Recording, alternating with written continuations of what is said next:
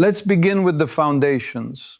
Welcome to another lecture. Today we consider Dutton Ranch, an American television series that is, intriguingly, both a spin-off and a sequel to Yellowstone. I am Professor Alexei, and with me is Priyanka, whose questions, as it were, tend to be the compass points that keep us from getting lost in the cultural prairie. Hi everyone. I'm Priyanka. I'm excited to dig in, even if the South Texas sun sounds a bit hotter than our usual seminar room. To frame our discussion, think of Dutton Ranch as a new chapter in a long novel, where the protagonists, Beth Dutton and Rip Wheeler, simply turn the page and find themselves in South Texas rather than Montana. A sequel continues the timeline. A spin-off reframes the world around existing elements. Here we observe both mechanisms at once, continuity of characters and chronology, yet a relocation of social, economic, and environmental variables, from Yellowstone's high country politics to Rio Paloma's heat and dust. Technically, a spin-off is a derivative series that extracts characters or settings from an earlier program. A sequel extends the narrative forward in time. Dutton Ranch, created by Chad Feehan, fits precisely into the Yellowstone franchise architecture as its fifth television series. It preserves audience familiarity with Kelly Reilly's Beth and Cole Hauser's Rip, while altering the constraints they must solve, namely a rival landholding power, the Jackson family of the 10-Petal Ranch, led by Annette Bening's Beulah Jackson. In this context, the formal identity of the show is hybrid rather than singular, which academically is a useful case study in franchise evolution. Moving on, I think the next thing we should talk about is why it matters. In today's streaming world, does this hybrid approach change how audiences commit to a series or a platform? It is worth noting that in the streaming era, continuity is currency. By launching Dutton Ranch on Paramount Plus in May 2026, while also releasing it on Amazon Prime Video in selected Asian territories, the producers effectively extended both the brand and its geography. Historically, spin-offs were sometimes regarded as derivative or to some extent secondary. Here, prestige casting, Annette Bening, Ed Harris, signals that the new series intends to stand on equal footing, not as a footnote. Early critical reception corroborates this posture. An 83% approval on Rotten Tomatoes, alongside a 63 out of 100 on Metacritic, places it in generally favorable territory, suggesting that the franchise move is perceived as measured but successful. Let's start with the history. In August 2024, Paramount confirmed that instead of a sixth season of Yellowstone, it would pivot to a new series, at the time titled The Dutton Ranch, with Kelly Reilly and Cole Hauser returning. Production began in August 2025 in Ferris, Texas, rooting the look of the show in real South Texas locations. Christina Alexandra Voros directed both premiere and finale, with Greg Yaitanes, Jessica Lowry, and Phil Abraham among other directors. In March 2026, the title was streamlined to Dutton Ranch, and Season 1 was fixed at 9 episodes. After production wrapped, but before the premiere, showrunner Chad Feehan departed amid clashes, retaining creator credit. This is, arguably, a reminder that behind-the-scenes dynamics in modern franchises are as complex as the on-screen politics they depict. Actually, before we go too deep, I want to ask something simple first. Who else is central in this new town, apart from Beth and Rip? Naturally, an ecosystem forms around them. Finn Little returns as Carter, whose maturation continues to bridge old and new. On the opposition bench, we find Beulah Jackson, played by Annette Bening, with Joaquin Jackson, the fixer son, portrayed by Juan Pablo Raba, and Rob Will Jackson, the reckless youngest, played by Jai Courtney, Stephen Amell auditioned for that role, but it went to Courtney. Natalie Allen Lind appears as Oriana Lynn Jackson, both heir apparent and Carter's love interest, a narrative entanglement with strategic implications. On the Dutton side, J.R. Villarreal's Azul Ramos and Mark Menchaca's Zachariah Moss form the working core Rip assembles. Ed Harris plays Everett McKinney, a Rio Paloma veterinarian and Vietnam War Navy veteran. And Morgan Wade joins as Carol, a bartender whose bar is an unofficial data market where information trades faster than cattle. To conclude this foundational portion, Dutton Ranch premiered in May 2026 as a Paramount Plus original, with the noted international release in Asia via Prime Video, and presents a concise 9-episode arc for its first season.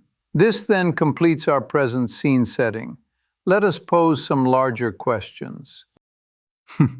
Before we get to the complexities, a personal note. I have a perhaps unfashionable fondness for observing how narratives evolve when transplanted, much like studying a species introduced to a new biome. We can infer a great deal from what survives the move and what must adapt. And in television, adaptation is a survival skill. Building on that, can we maybe now look at the big questions, like how the transition from Yellowstone to Dutton Ranch really changed the franchise? And maybe what would have happened if Yellowstone kept going instead? This logically leads us to 3 questions.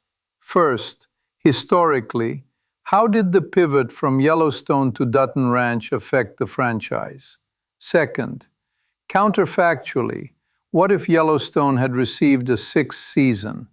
Third, prospectively, how might Dutton Ranch influence future spin-offs? Let us proceed to the first. On transition, the 2024 decision to discontinue a putative 6th season and instead inaugurate Dutton Ranch consolidated attention on a single forward vector. By migrating Beth and Rip to South Texas, the franchise rebalanced its power dynamics. The protagonists shift from defending an empire to attempting to build one against the Jackson family's entrenched 10-petal ranch. From a brand perspective, this preserves the Yellowstone identity while refreshing the conflict architecture, which is essential when audience fatigue threatens long-running properties. Early reception metrics, as we noted, corroborate viability. Strong approvals tempered by critiques of formula, a typical pattern for a franchise extension that prioritizes continuity over reinvention. I'm curious about viewer loyalty here. Do audiences really follow characters into a new landscape? Or does a change from Montana to South Texas risk breaking that attachment? It's important to understand that loyalty is often character-centric rather than topographic. Keeping Kelly Riley's Beth and Cole Hauser's Rip provides a continuous emotional contract. The show then scaffolds that with familiar stylistic grammar, workmanlike competence, terse dialogue, moral brinkmanship, while substituting new adversaries and institutions. The strategic romance between Carter and Oriana gently braids the next generation into the central knot, providing a continuity mechanism across seasons. In simpler terms, the landscape changes the tactics, not the allegiance. Audiences will typically accept a new map if the compass points, values, conflicts, voice, remain legible. Moving forward to the counterfactual, if Yellowstone had proceeded to season 6, we would likely have remained in Montana's established lattice of land, water, and political capital. This would sustain the existing iconography, but risk narrative redundancy unless a radical escalation disrupted the equilibrium. Moreover, creative resources would be divided between sustaining the flagship and incubating offshoots. By contrast, Dutton Ranch aggregates those resources behind a single continuation.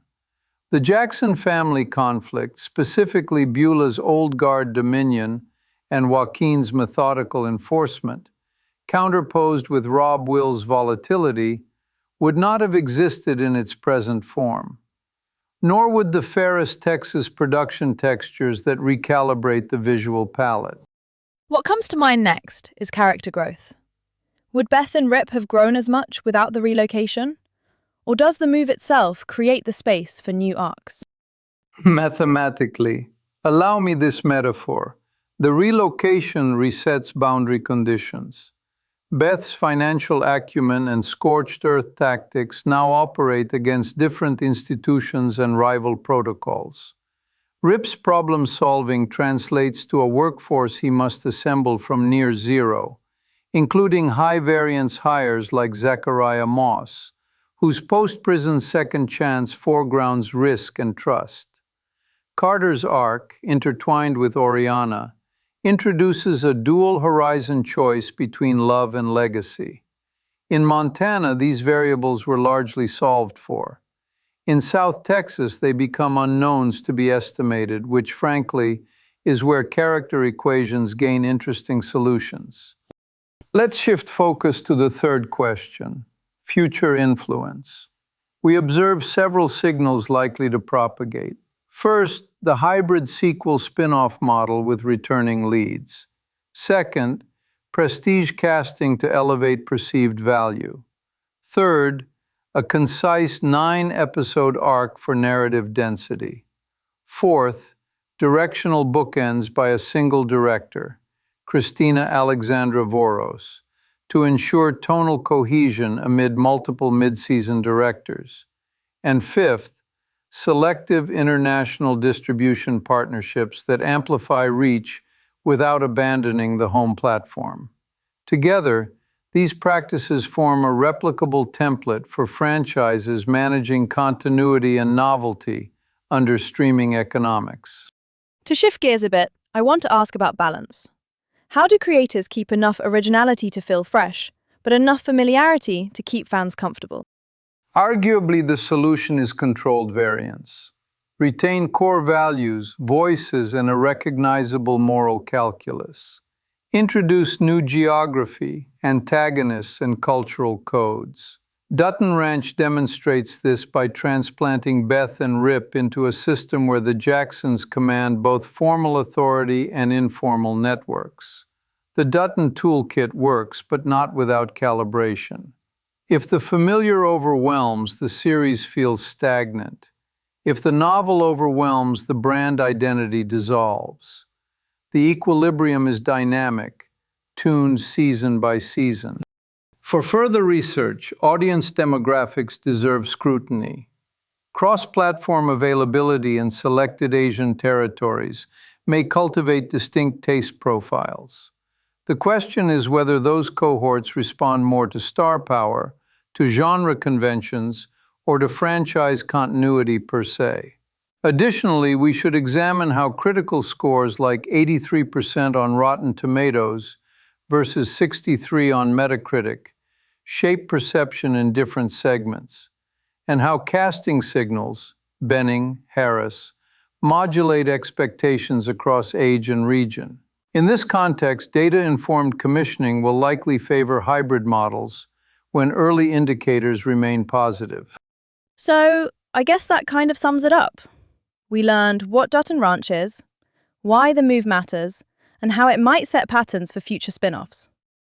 To summarize, Dutton Ranch is a Paramount Plus series that premiered in May 2026 and functions as both sequel and spin-off to Yellowstone, following Beth Dutton and Rip Wheeler into South Texas, where they confront the Jackson family of the 10-Petal Ranch. We considered 3 questions: the historical transition from Yellowstone to this new chapter, the counterfactual of a Yellowstone Season 6, and the likely influence of Dutton Ranch on future franchise design, including hybrid models, prestige casting, and targeted international distribution. For those wishing to extend the inquiry, consider the broader impact of streaming platforms on narrative form, production logistics, and audience segmentation. It is a field, if you will, as wide as the Texas horizon. Thank you, Professor, and thanks to everyone listening. This was helpful to think through, actually. This concludes our lecture for today. Be well, study steadily, and remember, the best way to understand the franchise is to observe not only what moves, but what refuses to.